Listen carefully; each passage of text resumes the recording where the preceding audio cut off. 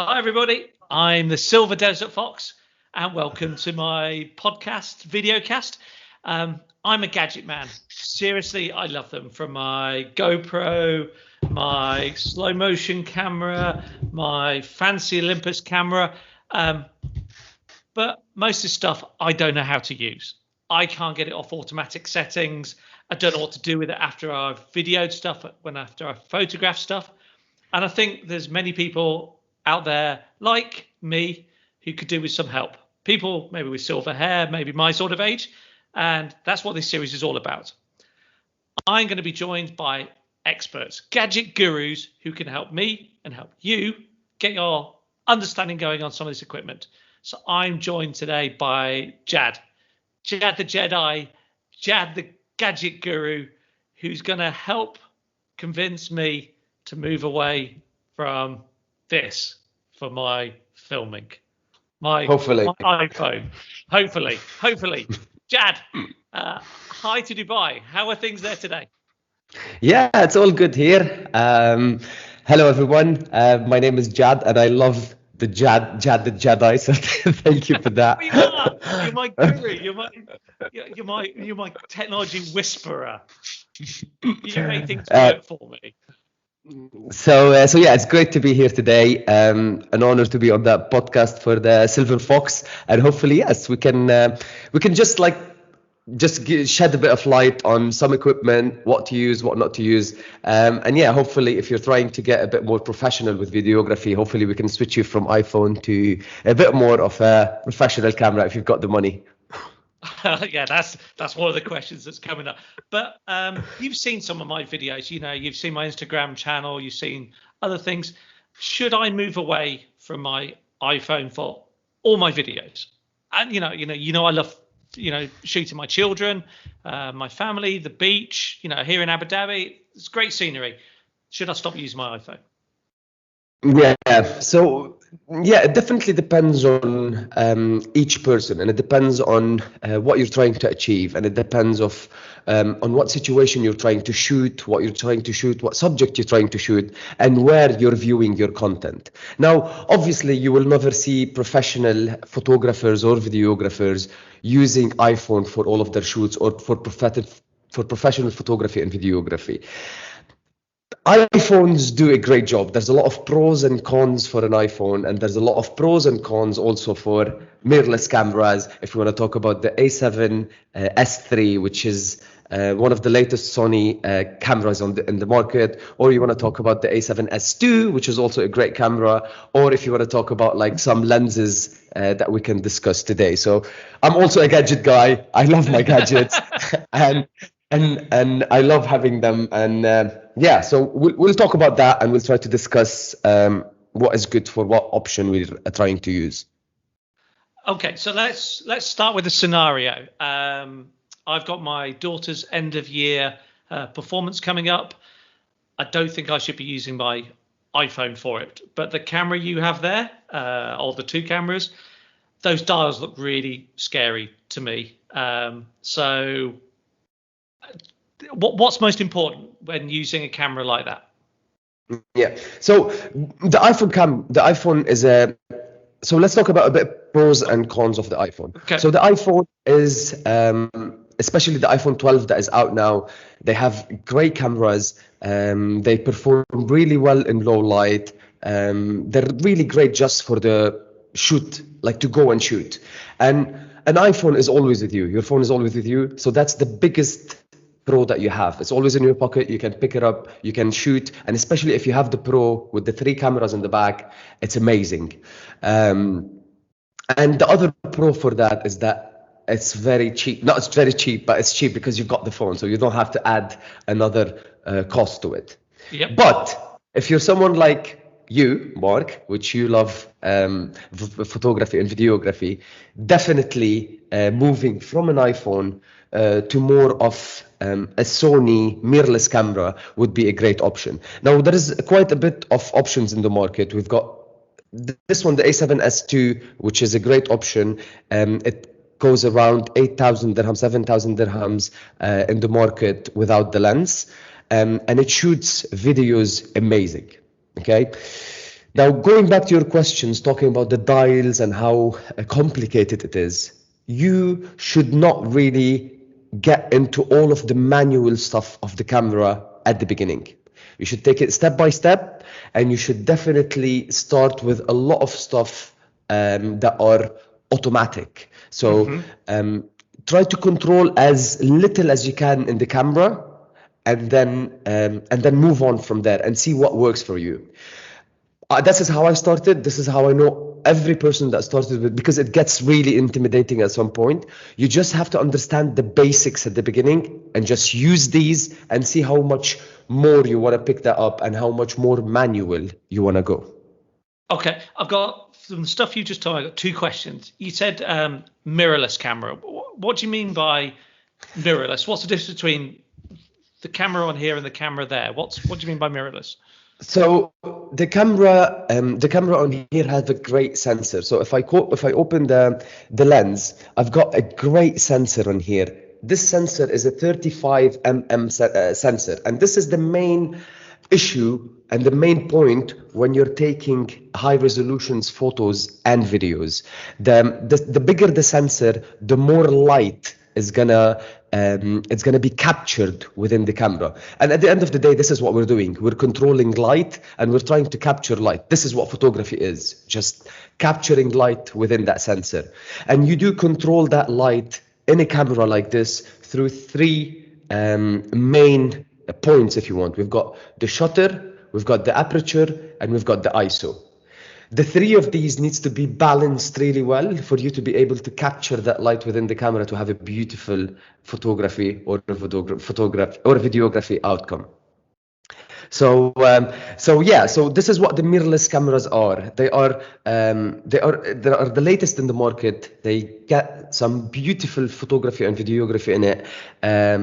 It's digital camera. It's not a DSLR. It's a digital camera, and it's nice and small. It's compact with great functionalities within it. Okay, so a mirrorless camera is about getting better light into the camera to get a higher resolution, so it's better quality video and more natural. Yeah, so it does take a lot of the dynamic range. It performs really well in low light. So dynamic range is how much information you've got within the picture or the video, how detailed it is, how crisp it is, and the low light, they are really good in low light because the ISO can be really pumped up high. So you can shoot at almost 2000 ISO and still have a great image without noise in it. Okay. Sorry, noise. What do you mean by noise? Is that audio? Yeah. So no. So noise is noise can be captured within an image or a video by cranking up the ISO really high. So if you want to test it, just go on a camera, crank the ISO up to like 5000 if you want. When there is a low light, when it's dark outside, and see how it goes. You start to see quite a lot of like grains within the image, and it's something really like it destroyed the image. You can't really edit it a lot. When you start to put light in it, it starts to destroy it. So noise can be controlled by lowering down the ISO. But with these out in the market, you can crank up the ISO but still have a really good quality image without a lot of noise in it. And I think that's the feedback you gave me on one of my videos recently, where I filmed a dinner party and I used my GoPro and it was very dark and it was really, I said pixelated and you went grainy. So you're saying there was a lot of noise in that video? Yes, there's a lot of noise in that video because the ISO was quite high. Okay, perfect. Okay, so let's go back to our scenario. I'm going to use my Olympus camera almost. So I'm sat in the audience of the auditorium.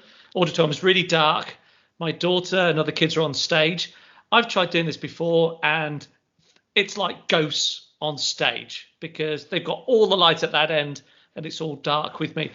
That was with my phone. Now, if I used your Sony camera, I'd just turn it on and be automatic. How would you set that up using this as an example? Yeah. So first of all, it depends on the situation, as I said at the beginning. so lenses start to become really helpful in situations like this.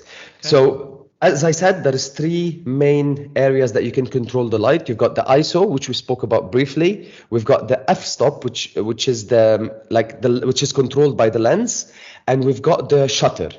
Okay, so let's talk about the f-stop. So the f-stop is basically how big the camera iris can get. And the bigger it can get, the more light is going to come in within the image, right? So this is how these lenses start to become really expensive. So I have here a lens that is a G Master, which is basically the best of Sony.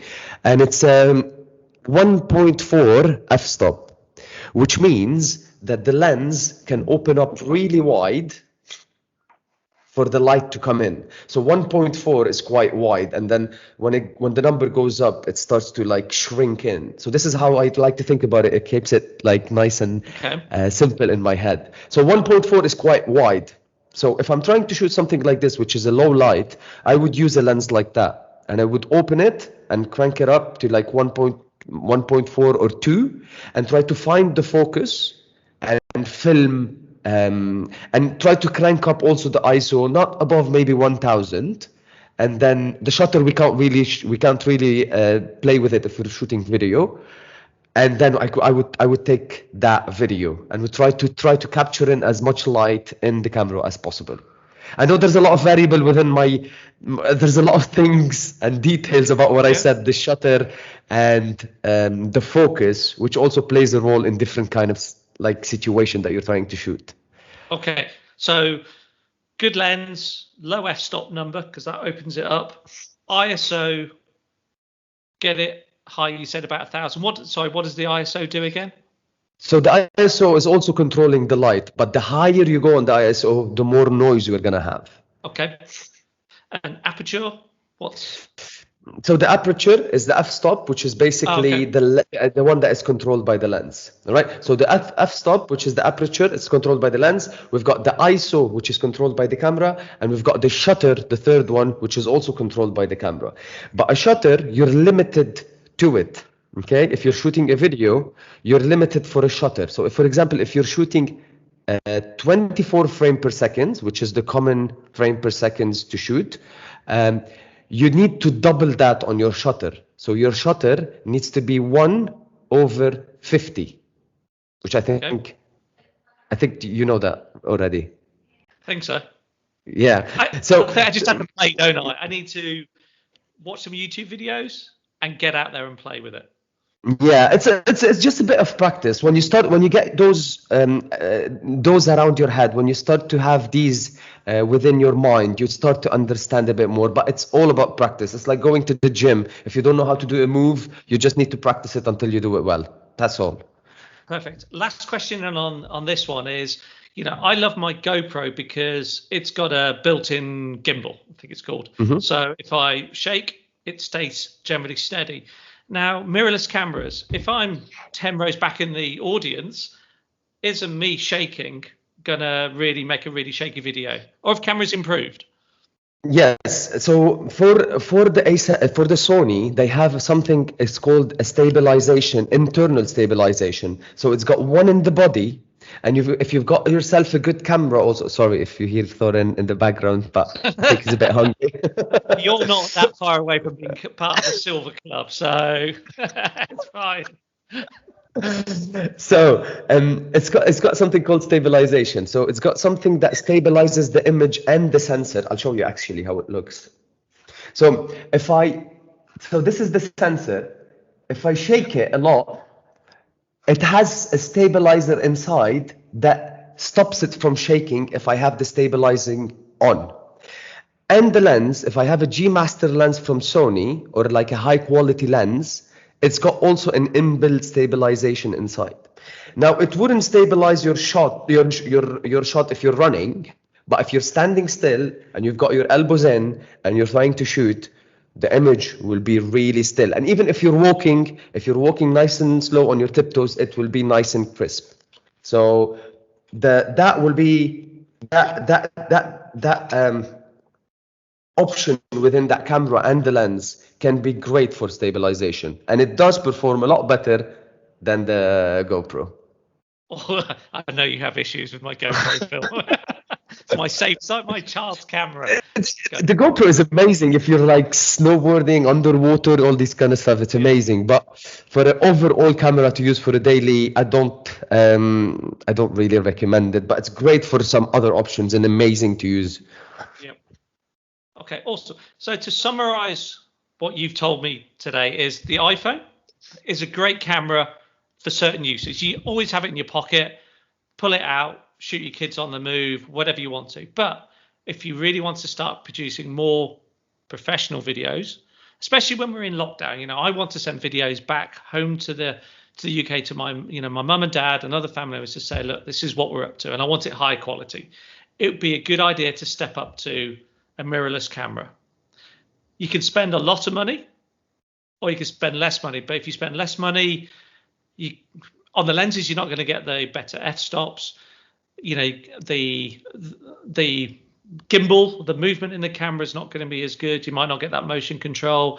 You're not going to get the quality of resolution. What else? What are the other advantages of spending a bit more money? The thing that I would say is that it's all trial and error. Okay, and it all depends on how much commitment you would want to take in it and how much time you want to spend in it. And the more you see yourself really getting into it, the more you can start to think that, yes, I can spend a bit more money onto it. You can spend a bit more money onto buying stuff for it. So I would recommend to start with something affordable. Okay, because at the end of the day, you don't want this camera to be sitting in the shelf that collecting dust that cost a fortune. I would say start with something reasonably priced with a nice lens that can be an all-around lens. So try to spend whatever budget you can spend for it and see how you perform with that. And the quality that you will get will be amazing. The quality that you will get out of these cameras and these lenses will be really good. And if you think that you want to push it a bit more, or you start to think that, actually, a lens that doesn't have a zoom is limiting my photography or videography, and I want something more with a zoom, then you start to be able to spend a bit more money. So it's more of a build-up, this hobby, really. You don't go ahead and just buy everything, just see how it goes. A gimbal might be... Here we go. Just pop it up. So we've got here a DJI Ronin gimbal that is an absolute beast. But if you don't really shoot stuff while walking or running, you're not going to need it. So it really depends on what you're going to be shooting. If you're going to be shooting like photography, maybe headshots, maybe you're going to need some other stuff. So it really depends on what your interests are going to be. This is Jad the Jedi. This is our first podcast. And I know we still need to talk about, microphones, wireless versus cabled ones, and gimbals and editing software. Stuff that really so much to talk about. But we have to bring it to a close here. Thank you so much for giving me this guidance. We'll put some links below on some of the stuff you talked about, the cameras, the lenses, the gimbal. If you like this, do click here. This makes me feel like a 12-year-old saying click here to subscribe. Off LinkedIn, please like it as well. Add your comments. If you're an expert in another area, come join Jad and I, and we'll talk some more about that. So Jad, thank you again. Thank you for joining the Silver Desert Fox podcast. Thank you so much for having me.